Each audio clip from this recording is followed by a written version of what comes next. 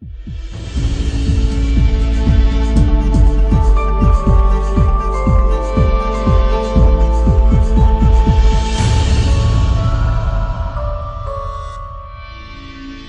vida é uns deveres que nós trouxemos para fazer em casa. Quando se vê, já são 6 horas. Quando se vê, já é sexta-feira. Quando se vê, já é Natal. Quando se vê, já terminou o ano. Quando se vê, perdemos o amor da nossa vida. Quando se vê, passaram 50 anos. Agora é tarde demais para ser reprovado. Esse é um poema de um renomado escritor brasileiro chamado Mário Quintana. E esse poema, ele expressa bem a nossa relação com o tempo. Nós temos uma relação, um relacionamento um pouquinho complicado com o tempo. E nós o vemos passar depressa. Nós sentimos que não temos tempo suficiente. Parece que o tempo é como segurar um punhado de grão de areia seco. Quando você vê, já se espalhou pelas suas mãos, já caiu e já voltou tudo ao chão. Não conseguimos lidar muito bem com isso. Nós temos uma relação conturbada com o tempo. Tem hora que a gente quer que o tempo passe logo. Tem hora que a gente quer que o tempo passe devagar. Quando somos crianças e adolescentes, mal vemos a hora de sermos adultos. E quando somos adultos, nós queremos voltar a ser criança.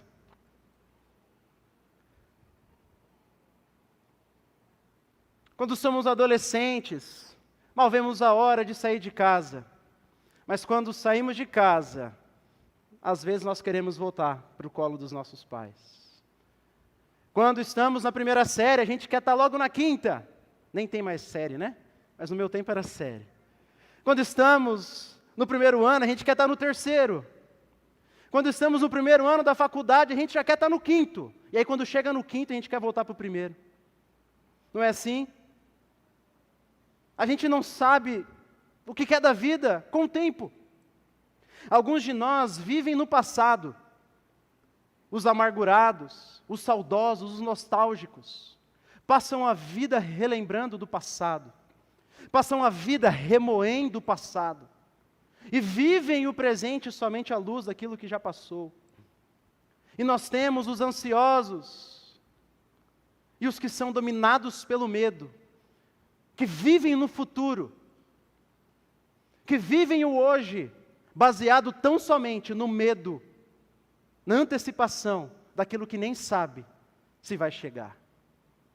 E muitos de nós, ora somos os que vivemos no passado, e ora somos os que vivemos no futuro. Ao que parece, ninguém quer viver no presente. E, para piorar, parece que quantos mais os dias passam, mais o tempo passa rápido. Nós ouvimos as frases mais conhecidas do nosso tempo. Não tenho tempo. Estou na correria. Virou resposta da pergunta, e aí, tudo bem? Antes a gente respondia sim ou não. Agora a gente responde, estou na correria.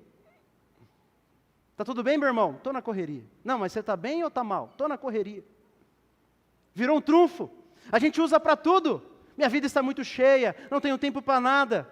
E nesse fluxo, nós, cristãos, seguimos. Somos empurrados, nos deixamos levar. E encaramos o tempo como qualquer outra pessoa da nossa sociedade. E encaramos o tempo como o mundo encara. Mas nós vimos no último sermão do ano passado, no dia 31 de dezembro, no Salmo de número 1, que só existem 2 caminhos para uma pessoa seguir. Ou o caminho de Deus e de sua palavra, ou o caminho que leva para longe de Deus. Então, o justo, o homem e a mulher que servem ao Senhor, tem que enxergar todas as coisas e viver todas as coisas dirigidos pela palavra de Deus, inclusive sobre como lidar com o tempo. Então é isso que nós vamos tentar fazer hoje. Olhar para a palavra de Deus, para que ela possa nos ensinar sobre como nós podemos lidar com o tempo. Tentar refletir sobre quais influências negativas nós temos do mundo e como a nossa cultura enxerga o tempo, e depois rejeitá-las, e após isso olhar para o que a palavra de Deus diz, e então seguir e trilhar esse caminho. Então vamos fazer a leitura, Eclesiastes capítulo 3, versículo 1. Para tudo há uma ocasião certa, há um tempo certo para cada propósito debaixo do céu.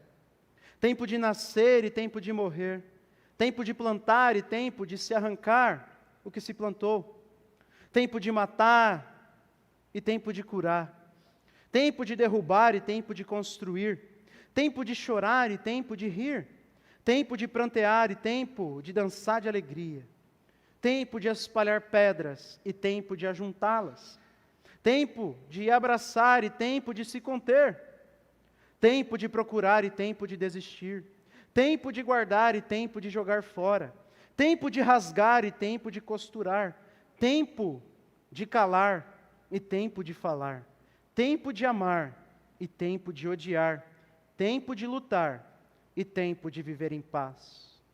O que ganha o trabalhador com todo o seu esforço? Tenho visto o fardo que Deus impôs aos homens. Ele fez tudo formoso ou apropriado ao seu tempo. Também pôs no coração do homem o anseio pela eternidade. Mesmo assim, ele não consegue compreender inteiramente o que Deus fez. Descobri que não há nada melhor para o homem do que ser feliz e praticar o bem enquanto vive. Descobri também que poder comer, beber e ser recompensado pelo seu trabalho é um presente de Deus. Sei que tudo que Deus faz permanecerá para sempre. A isso nada se pode acrescentar, e disso nada se pode tirar. Deus assim faz, para que os homens o temam. Até aqui, a leitura da palavra de Deus e o texto que vamos meditar nessa noite. Eclesiastes é um livro de sabedoria. Nesse livro, Salomão faz reflexões acerca do sentido da vida, sobre onde ele buscou satisfação e não encontrou, sobre como nós devemos viver essa vida no mundo caído, nesse mundo cheio de pecado, cheio de miséria e cheio de dor. Nós já fizemos uma exposição completa nesse livro que você encontra no YouTube, no Spotify. E enquanto eu estava pensando acerca do tema, como lidar com o tempo, e refletindo sobre alguns textos, percebi que esse é o texto mais conhecido que fala acerca do tempo, não é verdade? Quando falamos de tempo na Bíblia, provavelmente vem esse texto na sua mente. E é um texto muito rico, que vai nos ajudar a responder essa pergunta: como lidar com o tempo? E nós vamos ver 3 maneiras que nós podemos aprender com Salomão, sobre como nós devemos olhar para o tempo, para essa coisa chamada tempo. E no final nós vamos ver a conclusão dele.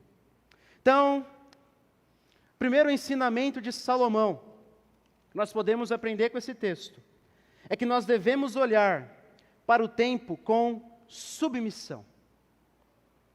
Devemos olhar para o tempo com submissão. Salomão começa no versículo 1 dizendo assim, que para tudo há um tempo certo, ou uma ocasião certa. Há um tempo certo para cada propósito debaixo do céu. Salomão começa afirmando que, primeiro, o tempo ele não é uma força. O tempo não é um Deus, como muitas culturas e povos, o tempo de Salomão, e até hoje pensam. O tempo não é uma coisa impessoal, que tem o seu curso independente. Na verdade, o tempo é uma criatura de Deus, e está debaixo da mão de Deus, e Deus controla todas as coisas que acontecem no tempo. E depois Salomão vai dar vários exemplos, e nós vamos passar por algum deles. Mas no versículo 11 ele também diz que Deus, ele fez tudo apropriado ou formoso no seu devido tempo. Deus jamais chega atrasado ou se adianta. Deus não erra o time. Ele não perde a hora. Deus fez e planejou tudo, e tudo que Deus planejou vai acontecer no tempo que Ele planejou. Nós acabamos de ler juntos no Salmo de número 139, que todos os nossos dias estão escritos no livro de Deus, são controlados por Deus. Deus controla cada pequeno detalhe das nossas vidas, mas eu sei que você sabe disso. Eu sei que isso está, espero, bem gravado na sua mente. É uma verdade muito bem conhecida, mas a grande pergunta é: o que isso muda? Como que eu tenho então que encarar o tempo, baseado nessa verdade que Salomão acabou de nos ensinar, de que Deus é soberano sobre o tempo? Meu irmão, se Deus é soberano sobre o tempo, significa que Ele criou o tempo, que Ele não está contido no tempo, o tempo não exerce influência sobre Deus. Se Deus então é soberano e criou o tempo, nós temos que olhar para o tempo com submissão, porque o tempo não é meu, o tempo é de Deus. Eu tenho que olhar com submissão, com a cabeça baixa, porque o tempo não é meu, o tempo é de Deus. As minhas horas não são minhas, as minhas horas são em primeiro lugar de quem? De Deus. Os meus dias não são meus, mas em primeiro lugar são de quem? De Deus, foi Deus quem os fez, é Deus quem os controla. Mas nós, influenciados pela modernidade, não gostamos muito disso, não é verdade? Fomos ensinados que temos que tirar Deus da jogada. Quer ver um exemplo? Quantas vezes você e eu já paramos, quantas vezes você já parou e se perguntou assim: será que eu estou usando o meu tempo para a glória de Deus? Será que Deus se alegra com essa minha vida corrida? Será que Deus se alegra com essa minha vida pacata? Será que Deus se alegra com a maneira como eu uso o meu tempo? Seja sincero para você mesmo. Quantas vezes você já se perguntou isso? Provavelmente nenhuma ou pouquíssimas. A gente pensa sobre como submeter o nosso dinheiro a Deus, o nosso trabalho a Deus, o nosso serviço, os nossos dons a Deus, mas nós não pensamos sobre como submeter o nosso tempo a Deus. Não, o nosso tempo é comigo, eu que defino a minha agenda. E de onde isso vem? De um coração orgulhoso, de um coração que não quer submeter o seu tempo e a sua agenda a Deus. Mas Salomão está olhando para nós. Se eu pudesse contextualizar talvez a fala de Salomão, e dizendo assim: ei, baixa a tua bola que você não sabe o que vai acontecer amanhã. É mais ou menos isso que Tiago diz no capítulo 4 do seu livro. Ele fala assim: vocês que dizem, hoje ou amanhã iremos para a cidade tal, e lá passaremos um ano, e faremos negócios, e teremos lucros. Aí Tiago diz: vocês não sabem o que acontecerá amanhã. O que é a vida de vocês? Vocês não passam de neblina que aparece por um instante e logo se dissipa. Em vez disso, vocês deveriam dizer: se Deus quiser, não só viveremos, como também faremos isso ou aquilo. Tiago está dizendo: submeta a sua agenda a Deus, os seus planos a Deus. Deus é o criador do tempo, Deus é soberano sobre o tempo. Portanto, tenho que usar o tempo para a glória dEle, segundo as regras dEle, segundo as prioridades dEle. Então, que tal você fazer essa reflexão agora? Será que você tem usado o seu tempo para a glória de Deus? Será que você tem parado e pensado: será que Deus se agrada do que eu estou fazendo com as minhas horas, com a minha agenda, com o meu tempo? Como eu sei disso? Existem algumas pistas. Por exemplo, será que aquilo que Deus diz que é prioridade realmente é na minha vida? Eu estou sacrificando alguns mandamentos da Escritura para cumprir a minha agenda? Eu tenho tempo para Deus? Eu tenho tempo para a leitura da palavra de Deus? Eu tenho tempo para oração? Eu tenho tempo de qualidade com meu cônjuge, com os meus filhos? Eu tenho tempo para descansar? Se você respondeu não para alguma dessas perguntas, então, provavelmente, o seu tempo e a maneira como você usa o seu tempo não estão glorificando a Deus. Porque mandamentos das Escrituras estão sendo negligenciados. Negligenciados. Escute Salomão, meu irmão. Pare. O tempo é de Deus. Ele controla o tempo. Então olhe para o tempo com submissão. Submisso a Deus, é claro. Submissão a Deus. Ele diz, em muitas partes das Escrituras, muitas das coisas que tem que estar no seu dia a dia, que tem que estar na sua agenda, que tem que ser prioridade na maneira como eu e você gastamos o tempo. Então esse é o primeiro ensinamento de Salomão para nós. Eu tenho que colocar o meu tempo em submissão a Deus. Colocar o meu tempo em submissão a Deus. E se eu estou negligenciando algum mandamento das Escrituras para cumprir a minha agenda, então eu preciso parar, deixar outras coisas que não são prioridades de lado e focar naquilo que Deus diz que tem que ser focado. Por quê? Porque é Ele que fez o tempo, é Ele quem controla o tempo. Então esse é o primeiro ensinamento que nós podemos aprender com Salomão desse texto. Mas há um segundo. Há um segundo. E agora, a partir do versículo 2, nós podemos aprender com Salomão de que devemos olhar para o tempo com sabedoria. Perceba que do versículo 2 até o versículo 8, Salomão, ele vai dar vários exemplos, 14 pares, 28 no total, exemplos de coisas que acontecem no tempo e que Deus controla e que Deus envia. Salomão dá vários exemplos de estações, se nós podemos assim dizer, que passam pela nossa vida e que estão debaixo da soberania e do controle de Deus. Ele diz que há tempo de nascer e tempo de morrer, tempo de plantar e tempo de colher. E aqui ele usa uma técnica que nós chamamos de merisma. O que é isso?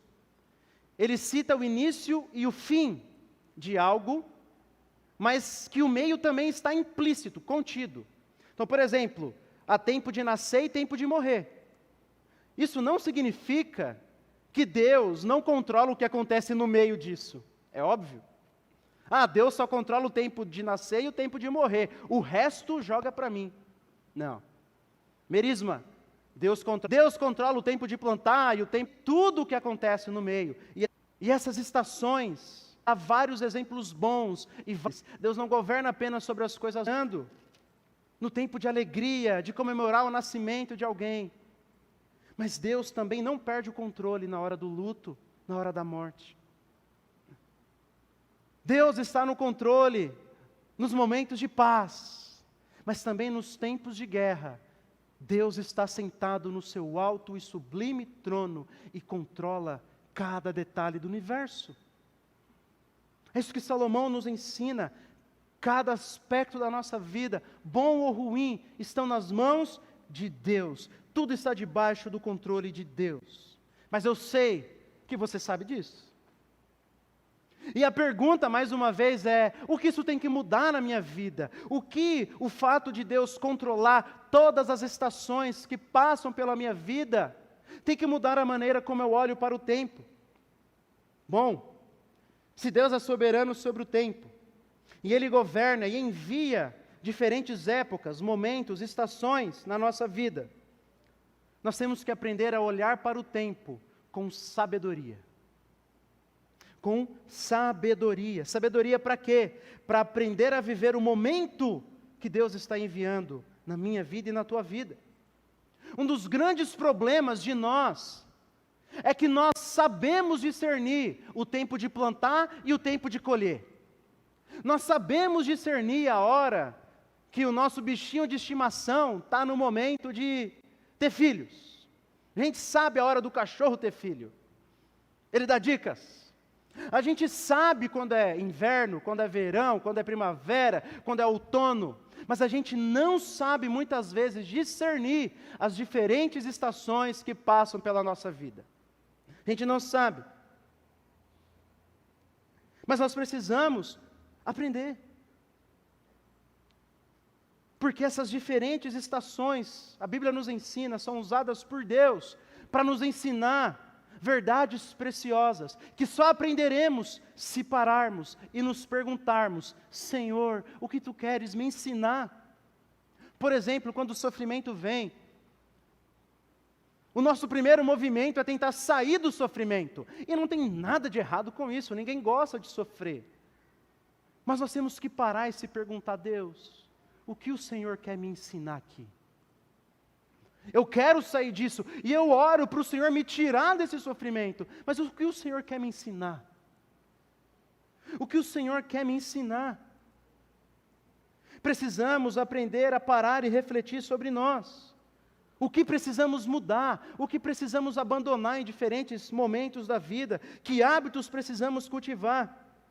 Muitas vezes deixamos de aprender coisas valiosas por não entender qual é a estação da nossa vida. Por isso eu queria perguntar para você, meu irmão, para você se refletir,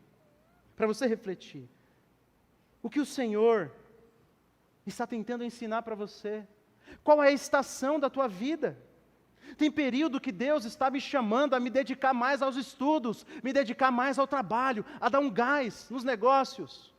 Mas tem vezes que Deus está me ensinando a pisar no freio, está pedindo para pisar no freio, para dedicar mais tempo para a minha família, para os meus filhos, para os meus netos. Tem períodos que Deus está me chamando para sorrir, para desfrutar da vida, e o sofrimento não bate na porta. Mas tem períodos que Deus está me chamando para chorar, para lamentar e para aprender a confiar nele.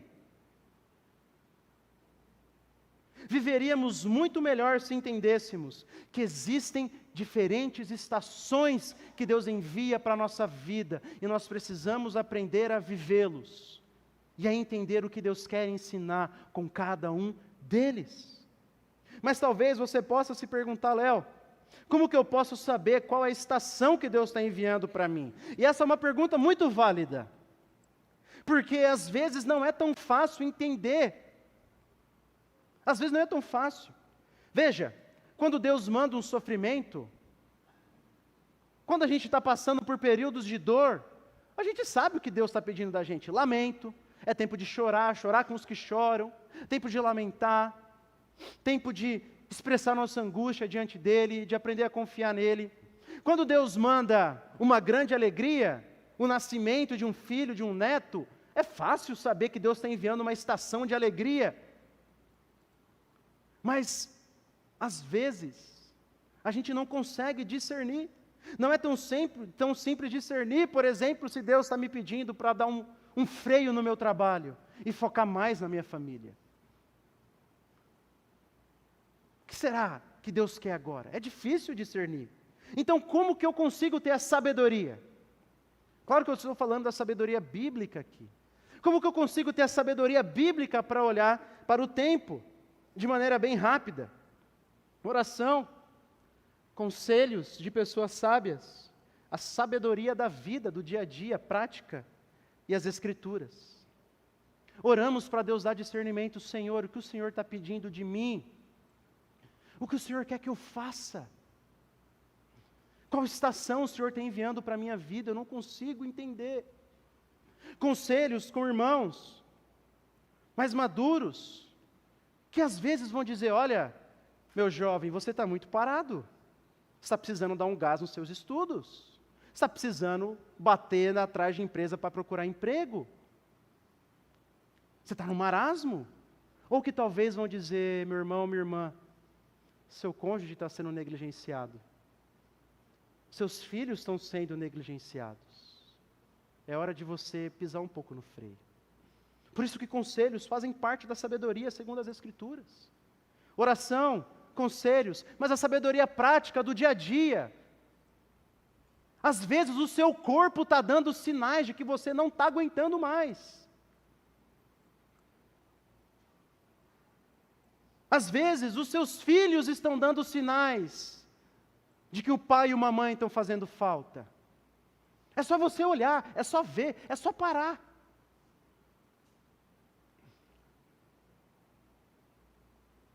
Por último, a Bíblia, para tentar entender e discernir o que Deus quer de mim, então, naquele momento. Que jeito Deus quer que eu viva aquela estação na minha vida. O que a Bíblia me ensina para tempo de sofrimento, de alegria e etc. Então, oração, conselhos, a sabedoria prática e a Escritura. É assim que nós adquirimos a sabedoria bíblica para olhar para o tempo. Por isso, meu irmão, qual é a estação que Deus está enviando para a tua vida? Tempo de chorar ou tempo de sorrir? Tempo de dar um gás nos seus estudos, no seu trabalho, ou tempo de pisar um pouco no freio, de ficar mais com a tua família? Qual é a estação que Deus tem te enviado? Então, esse é o segundo ensinamento que nós podemos aprender com Salomão. Temos que olhar para o tempo como submissão a Deus. Deus é o dono do tempo. Ele tem as regras sobre como nós devemos usá-lo. Mas também com sabedoria, tentando entender quais estações, qual estação que Deus está enviando para a minha vida naquele momento. Mas há um terceiro ensinamento. Nós temos que aprender a olhar para o tempo como um presente de Deus. Olha o versículo 12. Descobri que não há nada melhor para o homem do que ser feliz e praticar o bem enquanto vive. Descobri também que poder comer, beber e ser recompensado pelo seu trabalho é um presente de Deus. Versículo 12 e 13. Sabe o que Salomão está dizendo? O tempo é um presente de Deus. Mas no nosso mundo, na nossa cultura, nós somos ensinados a olhar para o tempo como um inimigo, muitas vezes. Como se o tempo fosse algo ruim, que vai me tirar beleza, vai me trazer rugas, vai tirar os meus filhos de casa, vai tirar as pessoas de perto de mim. E um dia, lá no final da minha vida, eu só vou saber chorar, lamentar. É ou não é assim que a cultura olha para o tempo? Porque nós queremos sempre ser jovens, sempre no auge da nossa vida. O tempo é aquele que vai trazer dor no joelho, que vai trazer problema de vista, que vai trazer doenças. Então a gente olha para o tempo como um inimigo. E é claro, nós vivemos um mundo caído, nós vamos passar por momentos difíceis assim, enquanto envelhecemos. Mas se Salomão está ensinando alguma coisa nesses 2 versículos, é que o tempo é um presente de Deus, é um dom de Deus. Tudo que Deus criou, inclusive o tempo, Ele viu que era bom. E Deus nos criou para viver no tempo e para desfrutar do tempo. Por isso que Ele diz que comer, beber, se alegrar, é um presente de Deus. É uma coisa boa. Deus envia no tempo momentos de alegria para o nosso deleite, meu irmão. Nós somos criaturas caídas, criaturas rebeldes. Não era para ter exemplo de coisas boas aqui em Eclesiastes capítulo 3. Só deveria existir tempo de luto, tempo de choro, tempo de destruição e tempo de guerra para criaturas como eu e você. É só isso que deveria existir. Para mim e para você. Porque nós somos pessoas que caminharam para longe de Deus, que dia após dia escolhemos viver da nossa maneira e não da maneira de Deus. Mas Deus é bom e misericordioso e envia coisas boas ainda, mesmo nós sendo criaturas caídas. Ele envia coisas boas. São graça de Deus. Essas coisas boas são manifestações de Deus. Então, meu irmão, é tempo de sorrir. Pega essas coisas boas e aproveite. É tempo de sorrir, sorria. É tempo de abraçar e brincar com seus filhos. Brinca, larga o celular, chuta a TV fora e vai desfrutar dessa vida. É tempo de abraçar os netinhos, abraça os netos. É tempo de desfrutar com teu marido, com a tua esposa. Desfruta, deixa as coisas de lado, porque amanhã você não sabe se vai ter essa pessoa. Aproveite do seu trabalho, aproveite do seu salário, aproveite as pessoas que estão do seu lado. É tempo de abraçar, como Salomão diz, abrace, porque vai chegar um dia, de Salomão, que vai ser tempo de se afastar de abraçar. A morte vai te levar você ou levar outra pessoa. É tempo de amar, então ame. Amanhã você pode estar viúvo. Ou seu cônjuge pode estar viúvo. A vida é feita para ser vivida, segundo Deus, é claro, e ela é curta. Ela é curta. Eu sei que você vê assim, parece que foi ontem que eu casei com a minha esposa, com o grande amor da minha vida. Parece que foi ontem, em 2014, que eu entrava pela porta dessa igreja, já vão fazer 10 anos. Parece que foi ontem que eu deitava no colo da minha mãe, e ela fazia carinho nas minhas costas até eu dormir. Parece que foi ontem que meu pai me levava para a escola e me pediu um beijo, e eu tinha muita vergonha de dar um beijo nele na frente dos meus amigos. Parece que foi ontem que eu ficava lá no fundo e recebia um abraço do irmão Abel, e escutava as suas histórias e as suas piadinhas. Parece que foi ontem. Isso que eu tenho 27 anos, dizem que é novo. Mas eu sei que você, se tem mais de 20, você também se sente assim. Parece que foi ontem. Parece que foi ontem. Parece que foi ontem que o teu filho, que hoje já é homem, barbado, já é mulher formada, estava amamentando no teu seio, não é, mamãe? Não parece que foi ontem? Parece que foi ontem. Essa é a maneira como o tempo é. No Salmo 90, Moisés diz assim: os homens são breves, como o sono, são como a relva que brota ao amanhecer, germina pela manhã, mas à tarde murcha e seca. Os dias da nossa vida sobem a 70 anos, ou em havendo vigor a 80. Neste caso, o melhor deles é canseira e enfado, porque tudo passa rapidamente e nós voamos. Então desfrute da sua família, desfrute da sua igreja, desfrute dos seus amigos, desfrute do seu filho, desfrute do seu trabalho, desfrute do seu salário, porque amanhã você não sabe o que acontecerá. Não olhe para o tempo como inimigo. O tempo é um presente de Deus para os seus filhos, para que eu e você possamos experimentar das maravilhas daquilo que Ele criou. Olhe assim para o tempo, meu irmão. Mas Salomão conclui no verso 14. Ele diz assim: sei que tudo o que Deus faz permanecerá para sempre. A isso nada se pode acrescentar, e disso nada se pode tirar. Deus assim faz, para que os homens o temam. Salomão está dizendo assim: aquilo que Deus faz, o plano de Deus é imutável. Eu não posso acrescentar nada, eu não posso tirar nada. E o que isso tem que gerar em mim então? Salomão está concluindo o seu poema e as suas reflexões sobre o tempo. O que isso tem que gerar em mim? Se eu não posso compreender o grande plano de Deus de maneira completa, se Deus criou o tempo, se eu sou uma mínima criatura, que não sei nem o que vai acontecer daqui a 30 segundos, talvez eu infarte aqui. O que isso tem que gerar em mim? Temor a Deus. Temor a Deus. Deus fez assim, para que eu e você aprendamos a temê-lo. E temer é o quê? É amá-lo e reverenciá-lo. É uma obediência amorosa e respeitosa por quem Ele é. É submeter-se a Deus por amor. É ter intimidade com Ele, mas com reverência. Eu olho para esse Deus grande e digo assim: Senhor, recebe a glória. E deixa-me viver segundo a Tua vontade. Deixe-me, não me deixe para longe do Senhor. Não me deixe.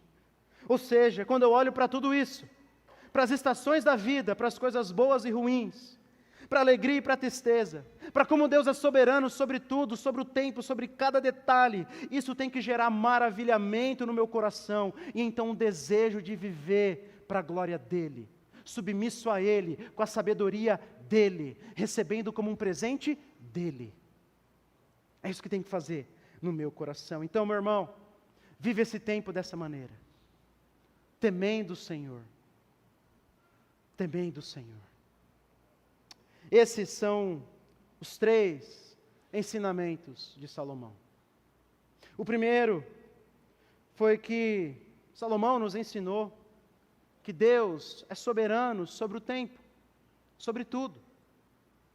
E se Deus é soberano sobre o tempo, eu tenho que olhar para o tempo com submissão. O tempo não é meu, o tempo é de Deus.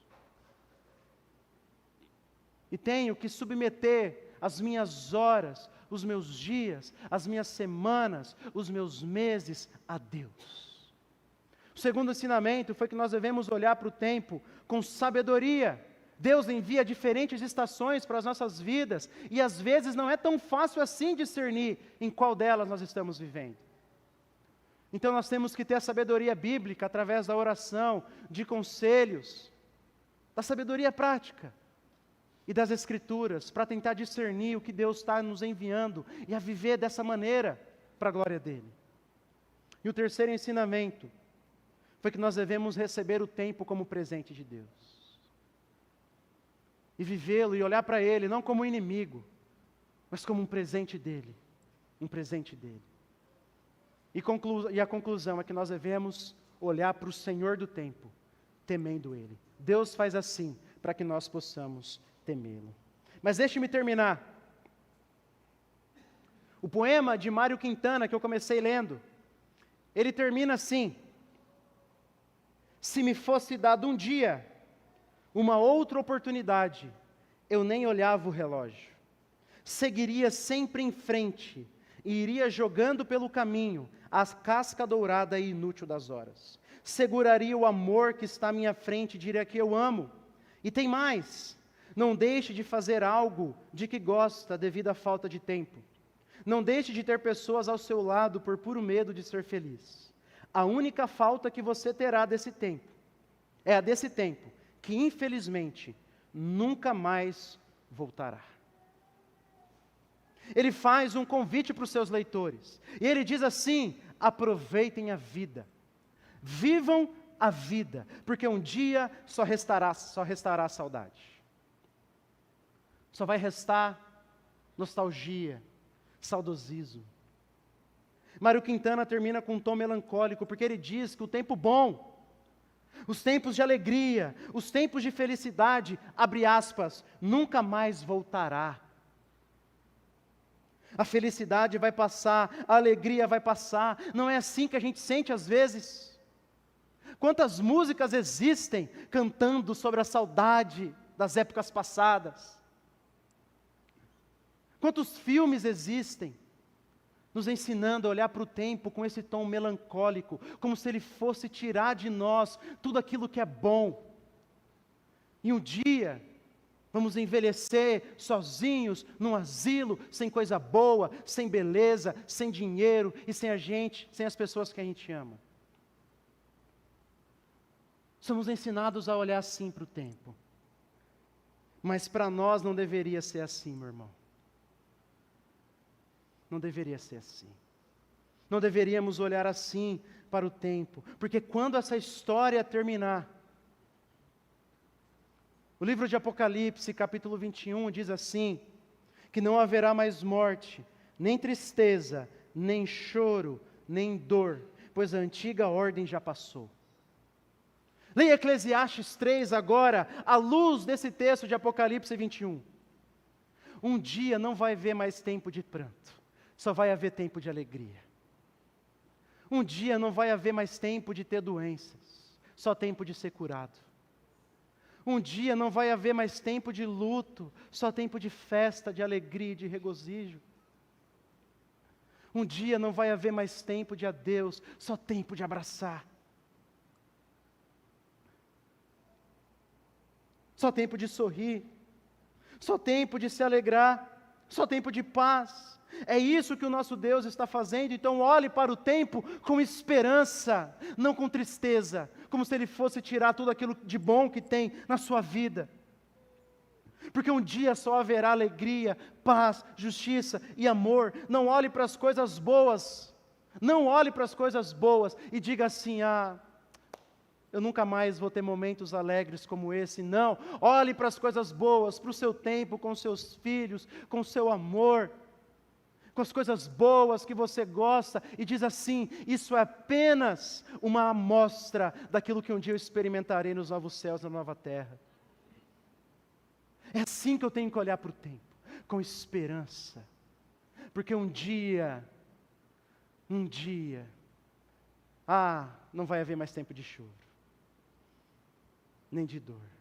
E aqui eu queria dizer cada nome dos irmãos que eu sei que estão passando por tempos difíceis, e dizer: um dia não vai haver mais tempo disso, vai haver só tempo de alegria e paz. Esse é o nosso Deus, meu irmão, é isso que Ele fará. E eu te pergunto, Ele não é digno de que eu e você submetamos a Ele o nosso tempo? Ele não é digno? Ele não é digno de que eu agora me esforce a viver da maneira dEle, coloque como prioridade na minha vida aquilo que Ele pede? Mas deixa eu dizer uma coisa para você que não é filho de Deus ainda, que não se submeteu ao Senhor e não tem um compromisso com Ele. Se submeta hoje, porque ainda é tempo de salvação. Um dia, a porta vai se fechar. Um dia a porta vai se fechar. Então, se você quer desfrutar de tudo aquilo que Deus tem de bom, da maneira dEle, para a glória dEle, ainda nessa vida, com muito choro, com muitas dores, mas já aprendendo a viver aqui, e depois, no último dia, você tem que se submeter ao Senhor Jesus hoje, ainda nessa vida. E a você, meu irmão, lembre-se, Deus é soberano sobre a tua vida. Ele controla a tua vida. Ele controla o teu tempo. Então viva o teu tempo para a glória dEle. Viva o teu tempo da maneira dEle. Viva o teu tempo desfrutando de tudo aquilo que Ele te envia.